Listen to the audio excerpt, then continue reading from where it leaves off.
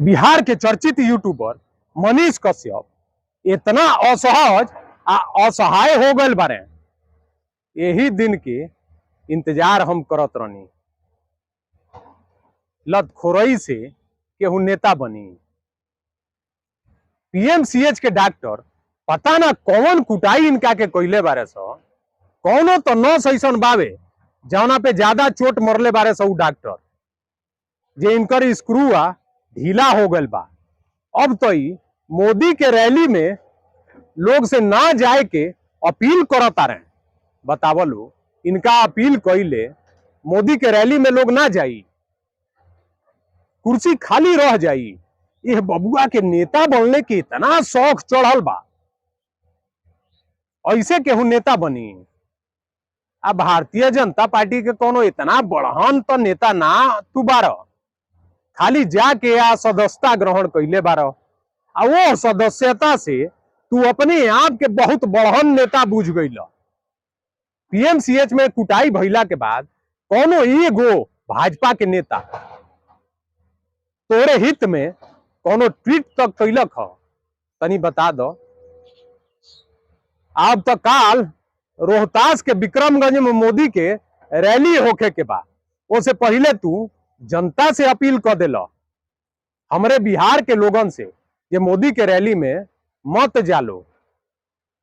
तोहरे कहले लोग ना जाई। अरे हमरे बिहार के लोग तो हती हती हऊ पाउच जो ना आवेला पिए खाती भर के बेचल जाला, ओ पौचवा पे भीड़ लगावेला रे ससुरा। तोरा आज तक ना बुझाएल। अगर ये जनतवा इतना तोहके समझी ता बुझी तब पीएमसीएच में पिटाइल रहता। पीएमसीएच के गेटवा घेर लेहल गयल रही। लेकिन तू जब भल आ सब मनई रहत तब नु बिहार के जनता तोए खाती दू कदम चली। तू तो शुरू से आज ले बिहार के जनता के साथे धोखा कैले ए बबुआ।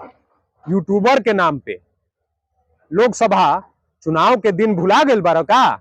चंदा बटोर के जाके मनोज तिवारी के गोदी में बैठ गइल। अब सीधे मोदी से पंगा लेता रहो। माने मोदी के तू बराबरी के हो गइल बार। मनोज तिवारी के साथे बैठत बैठत इतना घमंड। काल रैली बा, ओ रैलिया के कुर्सिया बता दी।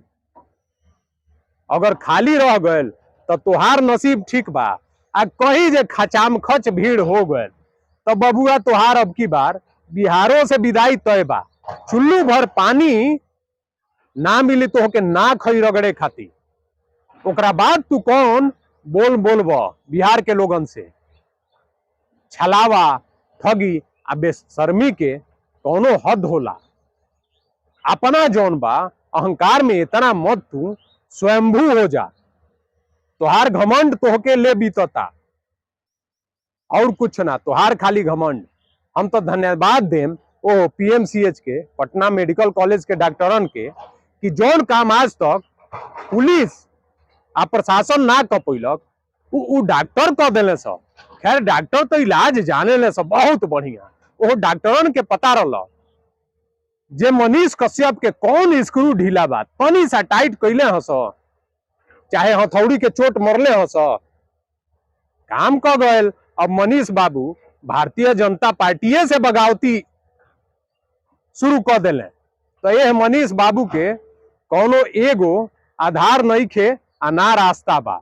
ई बिहार के विकास करत करत आ बिहार के मुद्दा पे बात बहस करत करत बबुआ अभी इतना बड़हन अपने आप के स्वयंभू समझ ले जे हमरे जैसन कोनो जानकार आ बड़हन नेता कोनो ये धरती पे नहीं थे। जौने पटिया के तू सदस्यता ले ला है बबुआ भारतीय जनता पार्टी, ओकर एगो कार्यकर्ता अपने आप के स्वयंभू बुझेला, तबे तो तू आज लात खाता रह पीएमसीएच में। तो अब तू देखी हो यही काल विक्रमगंज में रोहतास जिला के जौन देश के प्रधानमंत्री मोदी जी आवत रहे, अगर खचमखच कुर्सिया भर गए तो बिहार से तहार विदाई तय बा। अब की बार तारा बिहार से भागे के पड़ जाई। तो भाई लोगन यह विषय पे का सोचता रहो कमेंट करके अपन राय जरूर दिया। वीडियो के ज्यादा से ज्यादा लाइक करिए, शेयर करिए, साथ में चैनल के सब्सक्राइब जरूर करिए। लो तो बोलो बिहार की जय।